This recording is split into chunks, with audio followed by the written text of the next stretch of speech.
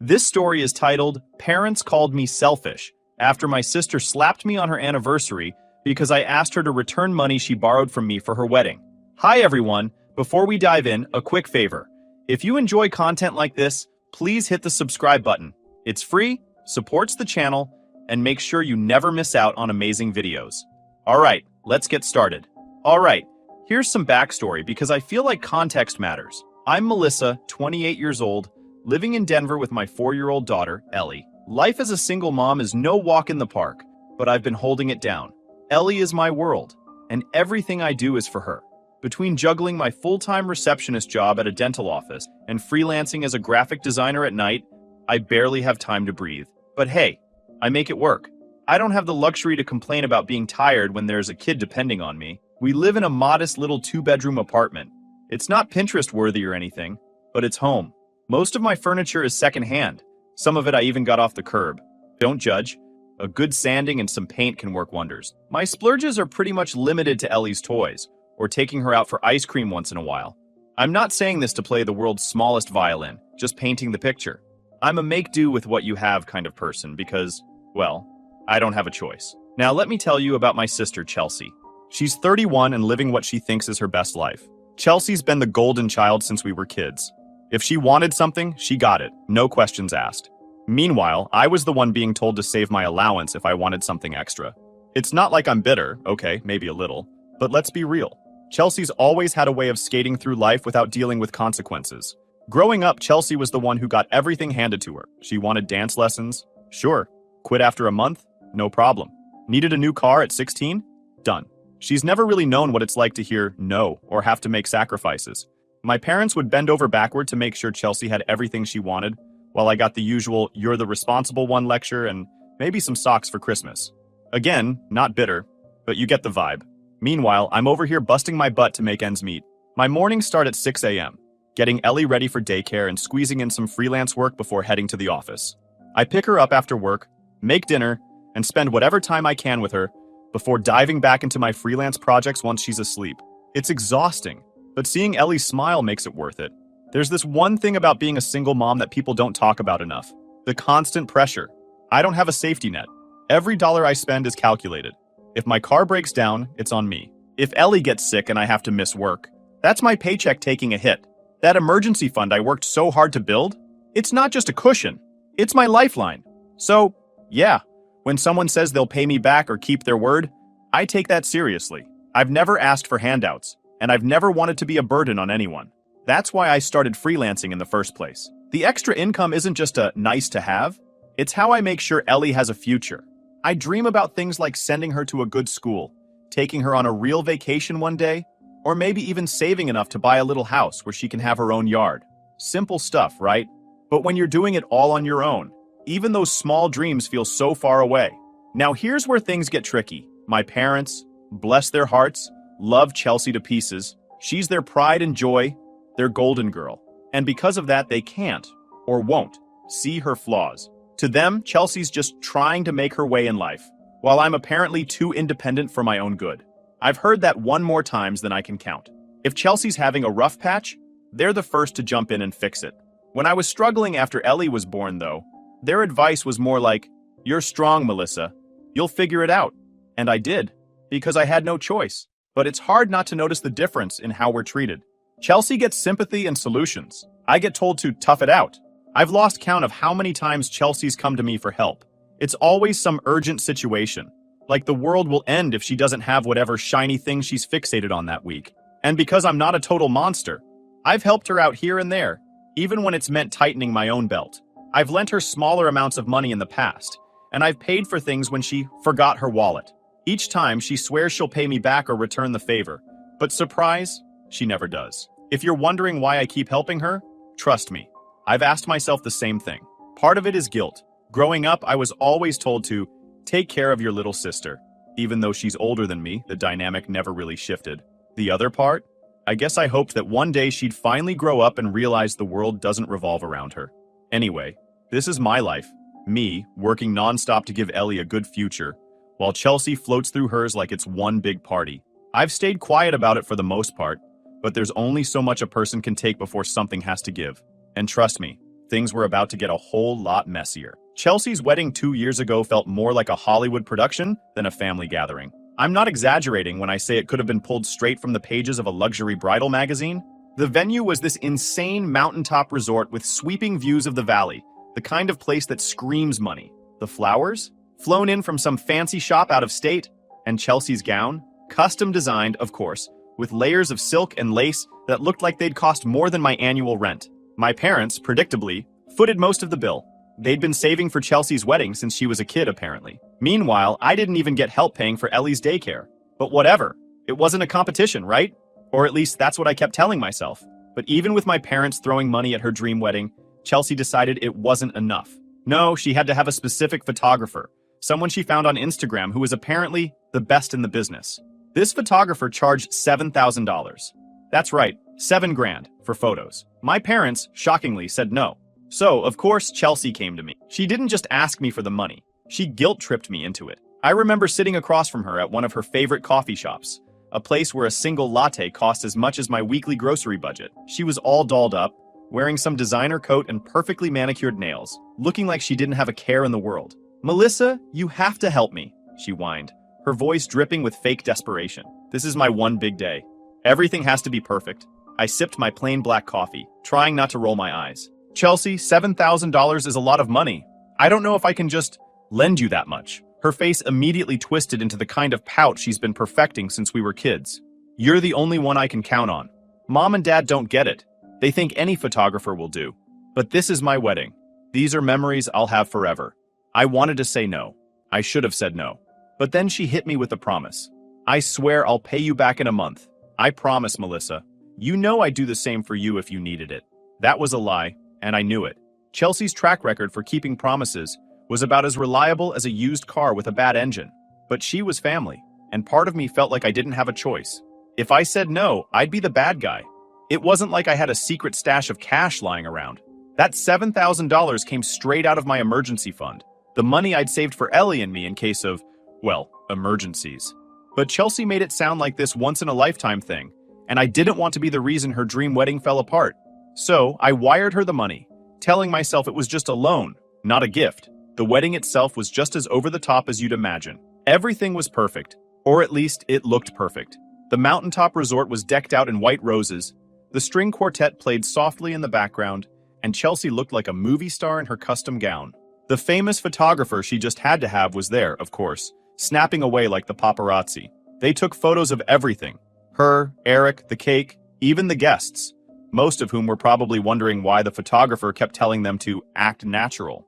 Meanwhile, I sat at one of the back tables, trying to enjoy my overcooked chicken, and wondering if I'd made a huge mistake. The whole thing felt so excessive. I couldn't help but think about how much that $7,000 could have done for me and Ellie. But I told myself it was fine. Chelsea promised to pay me back in a month, and I had to believe she would.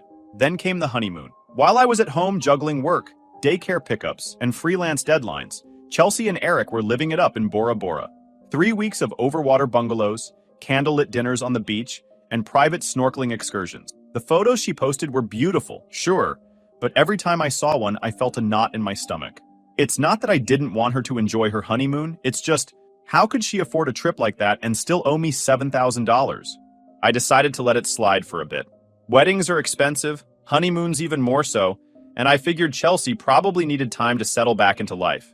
But when 2 months passed and I still hadn't heard a word about the loan, I decided to reach out. I sent her a casual text. "Hey, just checking in about the $7,000. Let me know when you're able to send it over." Her reply came the next day. "Oh, things are tight right now, but I haven't forgotten. Don't worry." That little smiley face at the end almost made me throw my phone. Tight? Really? She just spent 3 weeks in Bora Bora and had the nerve to tell me things were tight? But I didn't say anything. I figured maybe she really did need more time. Over the next few months, Chelsea's Instagram was like a highlight reel of her ridiculously lavish life. First, there was a weekend trip to Napa Valley, complete with cheese boards that probably cost more than my car payment. Then it was a beach vacation in the Bahamas, where she and Eric posed under palm trees and captioned their photos with things like, "Work hard, play harder." Work hard? Chelsea didn't work at all. And it wasn't just the vacations. Every time I visited her house, there was something new. A fancy espresso machine in the kitchen, a brand new sectional sofa in the living room, Even custom collars for her dog, Duke. Meanwhile, I was over here counting pennies to make sure Ellie had what she needed. I brought up the loan again during one of our phone calls. Chelsea, I noticed you've been traveling a lot lately. Have you had a chance to think about paying back the $7,000? Her response was so casual, it made my blood boil. Oh, Melissa, I haven't forgotten. Things have just been so busy. I'll get it to you soon. Busy? Too busy to transfer the money you owe me? I didn't say that, but I wanted to. Every time I tried to bring it up, she brushed me off like it wasn't a big deal. It wasn't just about the money anymore. It was the principle. I'd worked so hard to build that emergency fund for Ellie and me. It was supposed to be our safety net, the thing that kept us afloat if anything went wrong. And here Chelsea was, acting like it didn't even matter. Every time I saw her latest purchase or vacation, it felt like a slap in the face. How could she live like that while ignoring her promise to me? It wasn't fair, and it wasn't right. But what could I do? She was my sister, and I didn't want to ruin our relationship over money. Still, I couldn't shake the feeling that I'd made a huge mistake trusting her. After 6 months of hearing excuses from Chelsea, I called my mom to vent. I thought she'd at least try to talk to Chelsea, maybe push her to keep her promise. Instead, Mom immediately jumped to Chelsea's defense. Melissa, she's under a lot of pressure right now, Mom said, as if I hadn't just spent 5 minutes explaining how Chelsea was spending money on everything but paying me back. Pressure? I asked. What pressure? She's buying furniture, going on vacations, and driving a new car. Meanwhile, I'm working 2 jobs to make ends meet. How is that fair? Mom sighed like I was being unreasonable. She and Eric are trying to build their life. You know how hard it is to start out as a young couple. Mom, I'm raising Ellie on my own, I shot back. I don't even have the option of buying new furniture or going on trips. That $7,000 was my emergency fund.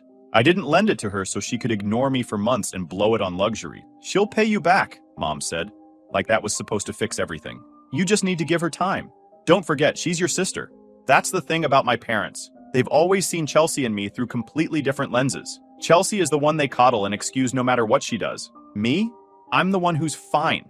I don't need help because I'm strong, responsible, and capable.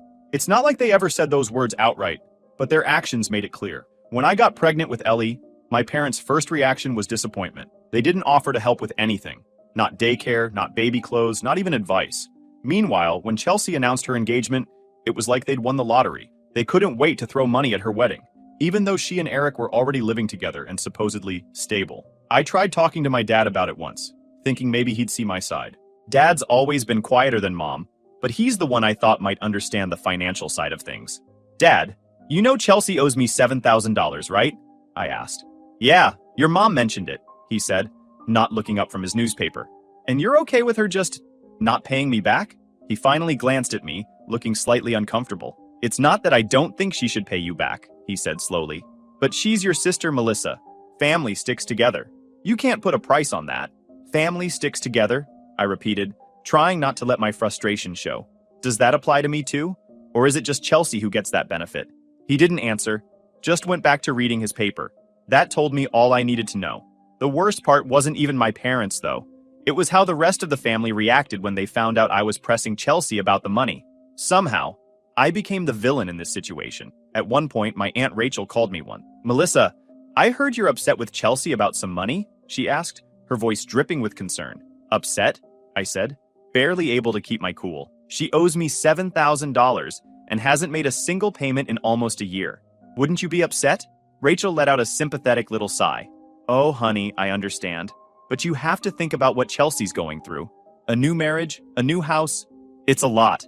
She's probably just overwhelmed. Overwhelmed, I said, incredulous. She's not overwhelmed. She's out here living like a Kardashian while I'm working 60-hour weeks to support my daughter. How is that fair? Life isn't always fair, Melissa, Rachel said, like that was supposed to make me feel better. You just have to rise above it.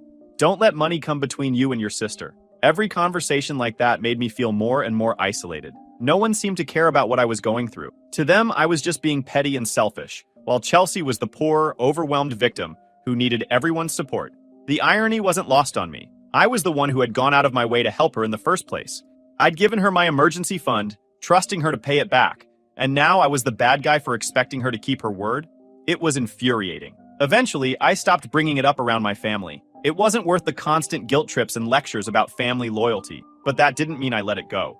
Every time I saw Chelsea post about a new vacation or a fancy dinner, it felt like another slap in the face. I was done playing the role of the understanding sister. If she thought I'd just roll over and forget about the money, she had another thing coming. Chelsea and Eric's one-year wedding anniversary dinner was set at one of those ridiculously overpriced restaurants downtown. The kind of place where they serve bread in tiny baskets and call it artisan. My parents, of course, thought it was the perfect spot to celebrate their perfect couple. When they called to invite me, it wasn't even a question, it was a command. "Melissa, you have to come," Mom said. "It's important for the family to be together." I didn't want to go, at all. But I also didn't want to hear another lecture about how I was the one tearing the family apart, so I reluctantly agreed. I threw on the nicest dress I owned, which wasn't much compared to Chelsea's closet full of designer outfits, grabbed my coat, and drove downtown, already regretting my decision. The restaurant was exactly what I expected.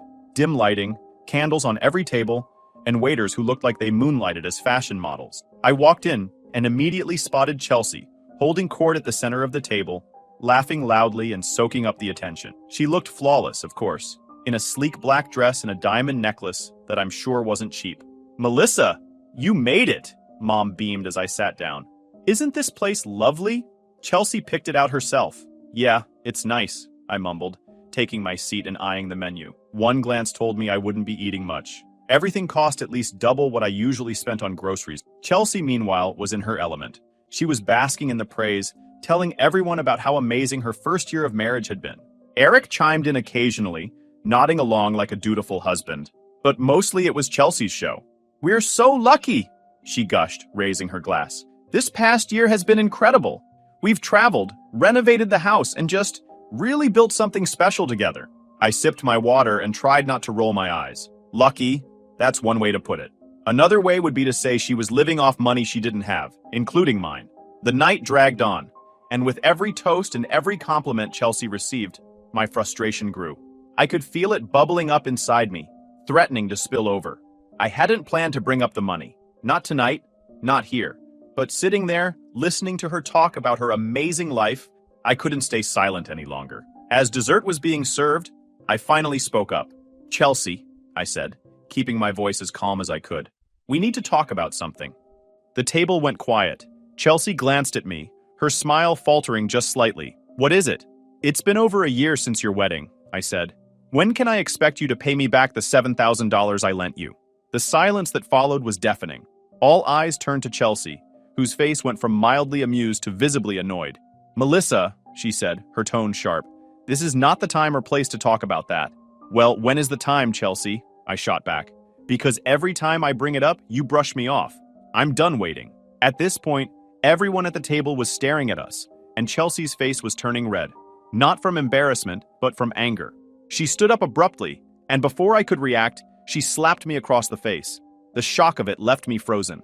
My cheek stung, but what hurt more was the sheer audacity of what she'd just done. "You are so selfish," she hissed, loud enough for the whole table to hear. "How dare you ruin my anniversary dinner over a few dollars?" "A few dollars?" I repeated, standing up to face her. "Chelsea, it's $7,000. That wasn't pocket change for me. And you've spent the past year acting like it doesn't even matter." "Enough!" Mom suddenly snapped, her voice cutting through the tension. She turned to me with a look of pure disappointment. "Melissa, how could you? This was supposed to be a celebration, and you've turned it into a spectacle." "Me?" I said, incredulous. "You're mad at me? Chelsea's the one who slapped me, and she's the one who owes me money." Dad, who had been silent up until now, finally spoke. "Melissa, this isn't the time to air grievances. You should have waited." "Waited? For what? Another year?" I asked, my voice rising. "She's had plenty of time to pay me back, but instead, she's been spending money on vacations, furniture, and a new car. Meanwhile, I'm working 2 jobs just to get by. How is that fair?" The argument went in circles after that, with my parents defending Chelsea and Chelsea playing the victim. Eric just sat there, staring at his plate, clearly wishing he were anywhere else. By the end of it, I was so furious that I grabbed my coat and left the restaurant, barely holding back tears as I walked to my car. The slap hurt, sure, but what hurt more was the realization that my family would always side with Chelsea no matter what. In their eyes, she could do no wrong, and I was just being selfish for wanting her to keep her word. I drove home that night with my cheek still stinging, and my heart feeling heavier than ever. But as much as the whole thing hurt, I knew one thing for sure. I wasn't going to let Chelsea off the hook. Not this time. The aftermath of that dinner was as messy as I expected, maybe even worse. The next morning, my phone started blowing up with calls and texts from my parents. Apparently, Chelsea had gone home crying, playing the victim card to perfection, and now I was the family villain. Mom's first text read, "Melissa, how could you do that to your sister on her anniversary? She's devastated." My dad's follow-up wasn't much better. "You owe your sister an apology. That was completely uncalled for." I ignored them at first, but the anger building up inside me made it impossible to let it go. So, I called Mom back. The second she answered, she launched into her guilt trip. "Do you know how upset Chelsea is? She spent the whole night crying. She said you humiliated her in front of everyone. Melissa, how could you? How could I?" I snapped. "Mom, she slapped me. In front of everyone. And let's not forget the part where she owes me $7,000 and has done nothing but ignore me for a year. She's under so much stress," Mom said, her voice pleading. "She and Eric are trying to save for their future. You don't understand how hard things are for them right now." "Save for their future?" I practically laughed. Mom sighed deeply, the way she always did when she thought I was being difficult. "Melissa, you're stronger than she is. You don't need to hold on to this grudge. Let it go for the sake of the family." "Let it go," I repeated, my voice rising. "This isn't about a grudge, Mom. It's about respect. Chelsea took advantage of me and I'm done letting her walk all over me. If you can't see that, then I don't know what else to say." I hung up before she could respond. A few days later, Chelsea finally texted me. I thought maybe, just maybe, she was ready to apologize or take some responsibility. But no. Instead, I got, "Melissa, I don't know why you're so obsessed with the money. It's not like you're struggling. You have a good job, a nice apartment, and you don't even have to deal with a mortgage. Meanwhile, Eric and I are trying to build our life, and you're making it impossible for us to move forward. If you really cared about family, you'd drop this." I stared at my phone in disbelief. Obsessed? Obsessed? The audacity of her text almost made me laugh. I took a deep breath and typed back, "Chelsea, this isn't about me being obsessed. It's about you being irresponsible. If you don't pay me back by the end of the month, I'm calling a lawyer." She didn't respond, but I knew she'd read it. The fallout didn't stop there. My parents stopped inviting me to family gatherings for a while, which was honestly a relief. I needed a break from their constant guilt trips. Every once in a while, I'd hear through the grapevine, aka my mom, that Chelsea was devastated or heartbroken over what had happened. "Do you know she hasn't been able to sleep because of this?" Mom said during one particularly frustrating phone call. "She hasn't been able to sleep?" I said, barely able to contain my sarcasm. Wow, that must be so hard for her. So hard for... Meanwhile, I've spent the past year wondering how I'm going to rebuild my emergency fund because she refuses to pay me back. "Why do you have to be so cruel?" Mom shot back. "She's your sister, Melissa. Family forgives. Family also doesn't steal from each other," I said. "So maybe you should remind Chelsea of that, instead of blaming me for standing up for myself."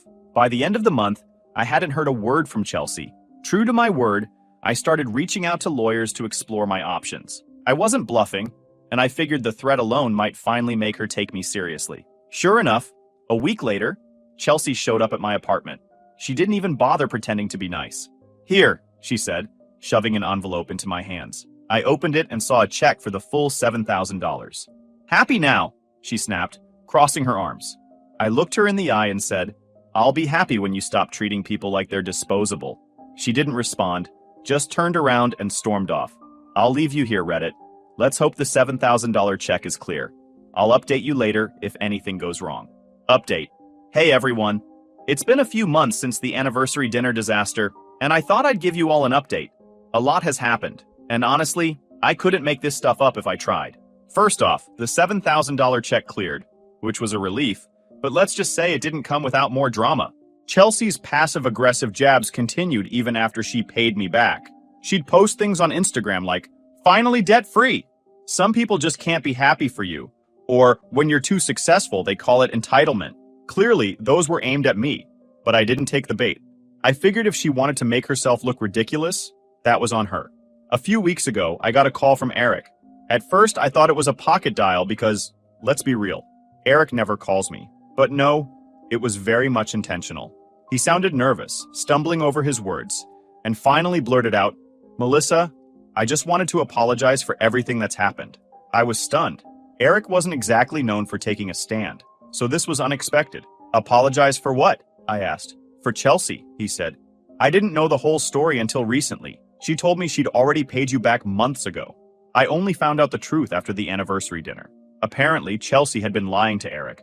She told him she paid me back shortly after the wedding and that I'd just been harassing her for more money out of jealousy. Eric believed her. Why wouldn't he? But after the dinner, he started putting the pieces together. "I'm really sorry you had to go through that," he said. "If I'd known, I would have stepped in sooner." It was nice to hear, but also infuriating. I told him, "Look, I appreciate the apology, but this isn't just about the money. It's about her complete lack of respect for me, or anyone really." Eric agreed, and then he dropped the big news. He and Chelsea were having issues, big ones. He didn't go into too much detail, but it was clear that her spending habits and constant lies were taking a toll on their marriage. The drama didn't stop there. Last week, Chelsea tried to throw a fancy housewarming party to show off some new renovations. She invited pretty much everyone in the family, except me, obviously. But word got out that her bank account was practically empty because she maxed out all her credit cards on the renovations. Apparently, the party ended up being a total disaster. The catering service canceled last minute because her payment bounced, and she had to explain to her guests why there was no food. Some of the family finally started seeing through her perfect facade, and let's just say her reputation took a major hit. I wish I could say I felt bad for her, but honestly, she brought it on herself. As for me, life's been looking up. Without the stress of that loan hanging over my head, I've been able to rebuild my emergency fund and focus on Ellie and myself. I even started taking a few weekends off work to spend more time with her, which has been amazing. Chelsea and I haven't spoken since she dropped off the check, and I'm fine with that. Some relationships aren't worth saving, even if they're family. I cut ties completely with my parents as well. Thanks for reading, and for everyone who supported me through this, you're the real MVPs.